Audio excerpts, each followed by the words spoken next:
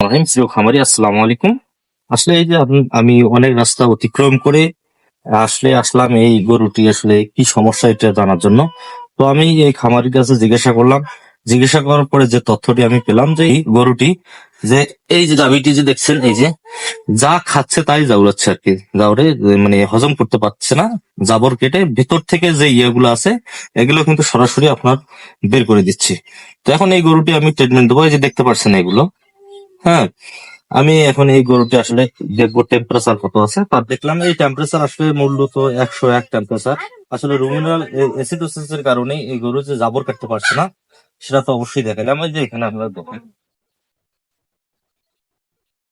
তাহলে একটা গরু যদি সারাদিনে যদি এই ধরনের সবসময় যদি এরকম করতে থাকে, সে গরুটি কি ভালো থাকবে?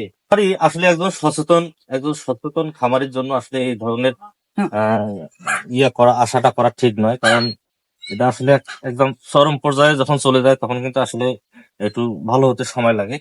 তো এখন আমি এই গরুতে আসলে মূলত অ্যামাইনোভেট ইঞ্জেকশন ইউজ করবো আর কি।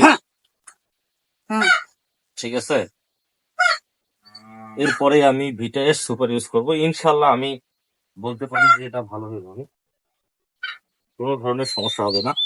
এবং মুখে খাওয়ার জন্য আমি ভিটামিন বি কমপ্লেক্স অর্থাৎ জিঙ্ক বি দেবো। ইনশাল্লাহ ভালো হয়ে যাবে।